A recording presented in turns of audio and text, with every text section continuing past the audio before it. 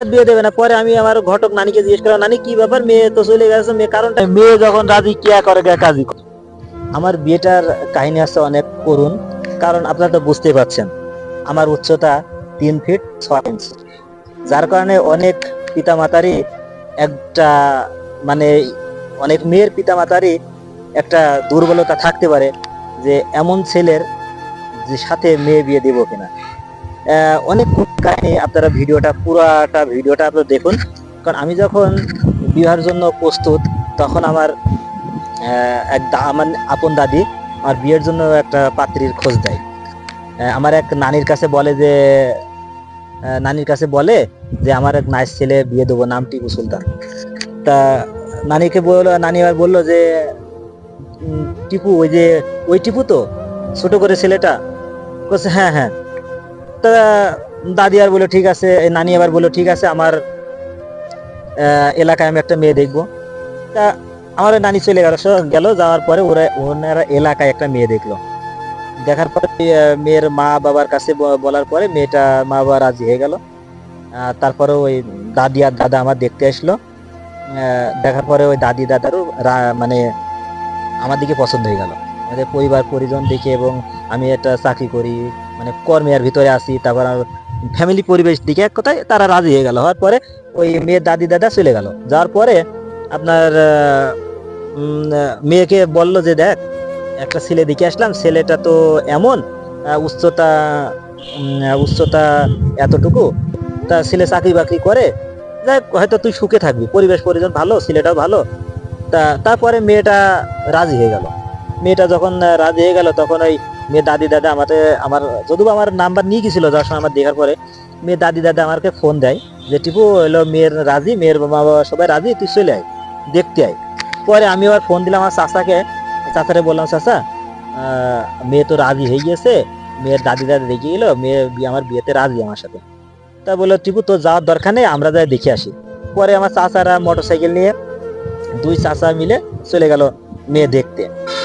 দেখতে যাওয়ার সময়, যার পরে মেয়ের মা বাবা যখন রাজি হলো, মেয়েও রাজি হওয়ার পরে আমার পরে ওখান থেকে ঘুরে আসার পরে আমাকে নিয়ে যাওয়ার পরে মেয়ে আমি দেখিনি, কিন্তু আমি দেখিনি, মেয়ে আমার দেখেছে। এবং তারা দেখছি বিয়ে দেওয়ার জন্য প্রস্তুত অলরেডি। তারা খাদ্য খাবার এবং গোশ ভাত সব রান্না সারা, তারা ইচ্ছা ছিল যে তারা অলরেডি বিয়ে দিয়ে দেবে বা অলরেডি প্রস্তুত। তারপরে আস্তে আস্তে দেখছি মেয়েও নেই, মেয়ের মা বাবাও নেই, মেয়ের দাদি দাদা সবাই আউট। কোন কারণে আউট? তারা প্রস্তুত, মানে বিয়ে দেবে না, হঠাৎ বিয়ে দেবে না। পরে আমি আমার ঘটক নানিকে জিজ্ঞেস করলাম, নানি কি ব্যাপার, মেয়ে তো চলে গেছে, মেয়ে কারণটা কি, তা কি অবস্থা? বসে দেখ ওরা মেয়ে বিয়ে দেবে না। আমি কই মেয়ের বিয়ে দেবে না, তাহলে রাজি হয়েছিল, মেয়ে রাজি, সবাই রাজি, এর মা বাবা হয়তো রাজি না। পরে আমরা যখন রাজি না, তখন আমার ওই নানি, আমার নানি যিনি নানি, ওই উনার বাসায় গিয়েছিলাম, উনার বাড়ির পাশের মেয়ে। ওই নানি আবার ভাত তরকারি সব ফেলে দিছিল। কোন কারণে? আমি তার তো নানিকে আত্মীয়। তা যখন আত্মীয়, তখন আমরা একটা অপমান হলাম। এই অপমানের জন্য ওই নানি আবার ওই মানে এক কথায় মানে একটা খুবই দুঃখ প্রকাশ করলো। শোনার পর আমরা চলে আসলাম যে যে আমার সাথে বিয়ে দেবে না। আচ্ছা ঠিক আছে, আমরা চলে যাবো। পরে ওই রাত্রে আমরা চলে আসলাম, তখন রাত বাজে 12টা। আমরা ওই রাত্রে চলে আসলাম। এবার পরে না ওই মেয়ের দাদি আর নাম্বার ছিল, আমি আবার ফোন দিয়েছিলাম। দেওয়ার পরে ওই দাদির সাথে ফোন দিলাম যে দাদি, ওরা তো রাজি হইলো সবাই, তা মেয়ে কি রাজি আছে?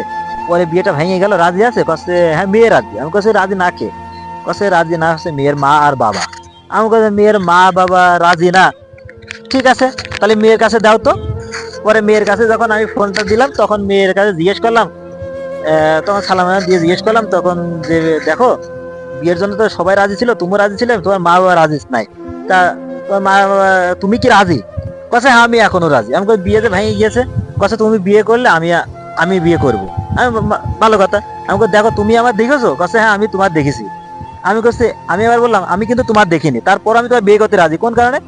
তুমি একটা মেয়ে যখন আমাকে এমন দেখার পরও তুমি আমার বিয়ে করবা, ঠিক আছে আমি রাজি হবো, তোমাকে দেখবো না। তুমি ওখানে তোমার চেহারা কালো হোক, কুৎসিত হোক, তারপরও আমি রাজি। কোন কারণে? তুমি একটা মেয়ে যখন আমার দেখার পরও তুমি রাজি হয়েছো, ঠিক আছে আমি বিয়ে করবো। তখন আমি বিয়েতে রাজি হলাম। তারপরে রাজি হওয়ার পরে এইভাবে ফোন চলতে লাগলো, আমি ফোন করতে লাগলাম। তারপর আমি বললাম যে ঠিক আছে, তুমি যখন রাজি ঠিক আছে এভাবে চলুক। তারপরে মেয়ের বকাঝকা করতে লাগলো, মেয়ে আমার সাথে ফোন করতে লাগলো। তারপরে মেয়ে কুরবানির সময় তো ঈদের সময় মেয়ের কেনাকাটা করে দিইনি।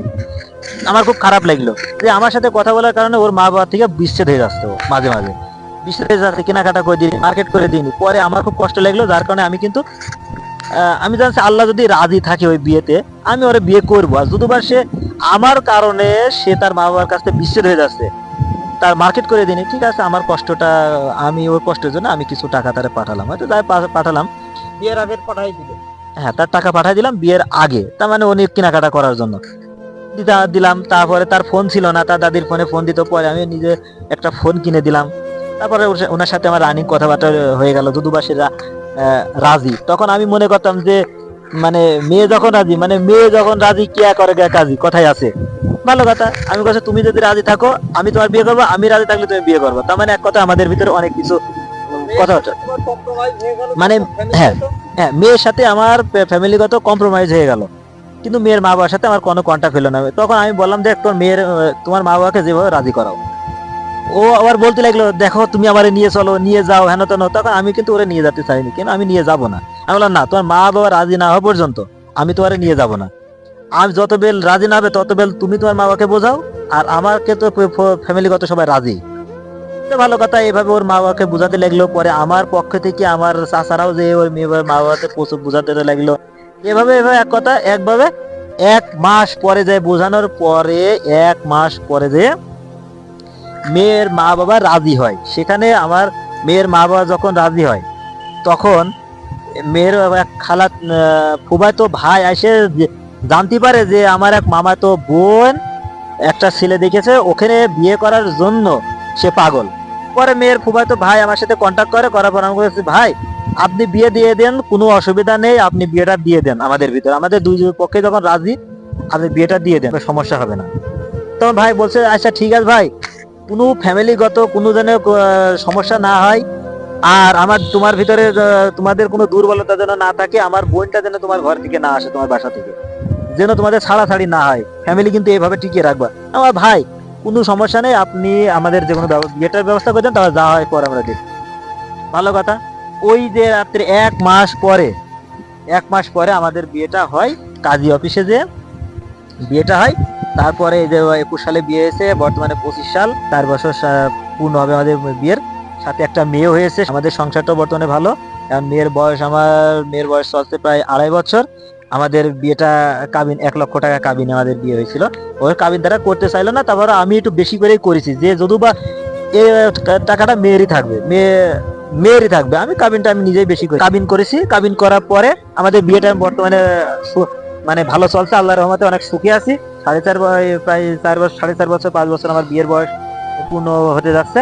তো এখন আমার মেয়ে নিয়ে অনেক সুখী আছি, পিতা মাতা নিয়ে এবং ওয়াইফ নিয়ে সুখী পরিবার আছি। পরিজন নিয়ে সুখে আছি। তো দর্শক মন্ডলী, যেমনটি শুনছিলেন টিপু সাহেবের তার জীবন কাহিনী, কাছে কিংবা দূরে, দেশে বা দেশের বাইরে থেকে যারা এই ভিডিওটি দেখছেন বা দেখবেন, সকলকে সালাম, অভিনন্দন ও শুভেচ্ছা রইল। আসসালামু আলাইকুম ওয়া রাহমাতুল্লাহি ওয়া বারাকাতুহু।